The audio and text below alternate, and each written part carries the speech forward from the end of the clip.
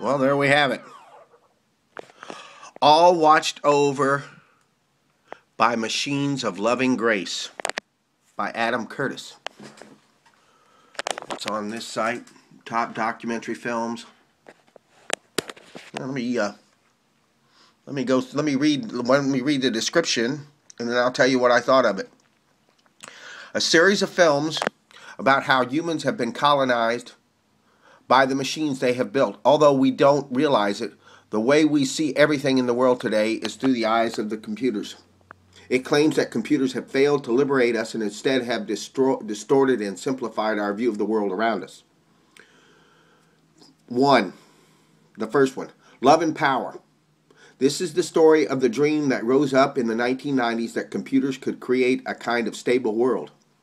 They would bring about a new kind of global capitalism free of all risk and without the boom and bust of the past. They would also abolish political power and create a new kind of democracy through the internet where millions of individuals would be connected as nodes in cybernetic systems without hierarchy. 2. The use and abuse of vegetational concept. This is the story of how modern scientific ideas of nature, the self-regulating ecosystem, is actually a machine fantasy.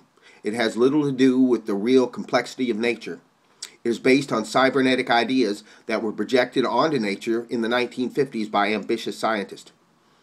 A static machine theory of order that sees humans and everything else on the planet as components, cogs, in a system. 3. The monkey in the machine and the machine in the monkey.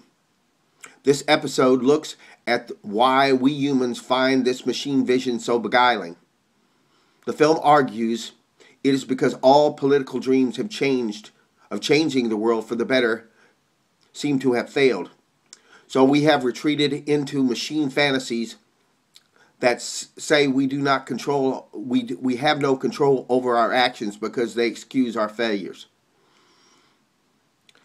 Well, Mr. Curtis has indicated that part 3, the one that he did about the Hutus and the Tutsis, was his best work. That was his best work, the last hour of the program. It was quite compelling. The whole series was compelling.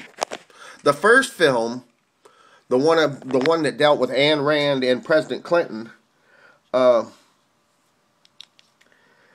it was quite compelling. It was so compelling that Stefan Molyneux just absolutely had a complete meltdown over it. He seemed to think that he didn't even do his research to understand that this was made by a filmmaker of tremendous power and tremendous reason, and he didn't even seem to do any kind of study into Mr. Curtis's work at all. He just blindly said that they had blamed the collapse of the economy on the free market system, blah, blah, blah, which is not what Mr. Curtis is about at all. Mr. Curtis is not about blame. Mr. Curtis, as he says, tells stories. And his story, and he tells a lot of stories in this. In the first film, he tells the story of Miss Rand, and Mr. Clinton. And in the second one, which was my favorite, he talks about cybernetics, and he tells the story of Mr. Fuller, Buckminster Fuller, and the story of the, for want of a better term, the balance of nature. And he indicates that there is no balance in nature. There is no beautiful thing, and he talks to a lot of biologists and a lot of people, and he goes into this he goes into cybernetics, into the work of Mr. Forrest, the work of the Club of Rome, which I heard about when I was in school. The last one, he deals with a guy named Price, who was a brilliant man who ended up committing suicide because he had just given up on people. And at the tail end, he goes to Mr. Dawkins and Bill Hamilton, and he tells just the awful story of Rwanda and the mass murder of the Hutu and the Tutsis. And he makes it clear that it was not a tribal warfare, as we were told. What had happened was the Belgians had created two different classes of people in Rwanda. The Tutsis, who were tall and attractive, and the Hutu, who were smaller. And after they had left, after the Belgians left, these people just took off and just killed each other. I guess the Hutus, the smaller people, had started in on the Tutsis, but by the time it was over, they were just killing each other left and right. And Mr. Curtis went through how the liberal ideas had just turned on everything, and these liberals who wanted to do well and wanted to do right had it all been twisted into just mass murder. There was two critiques on the financial people.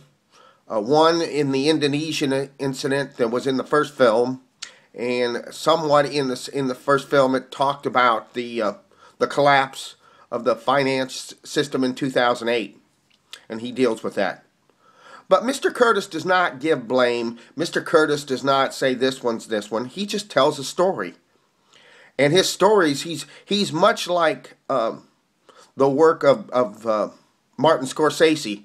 The films, they start out very structured, and the people start out structured and idealistic, and everything's great. And by the end, it just descends into a chaotic mess. And his films are quite powerful. And I really like this one. I like the stories that he tells here. And I'll revisit it again. So I really recommend this. All Watched Over by Machines of Loving Grace. Highly recommend it. Bye-bye.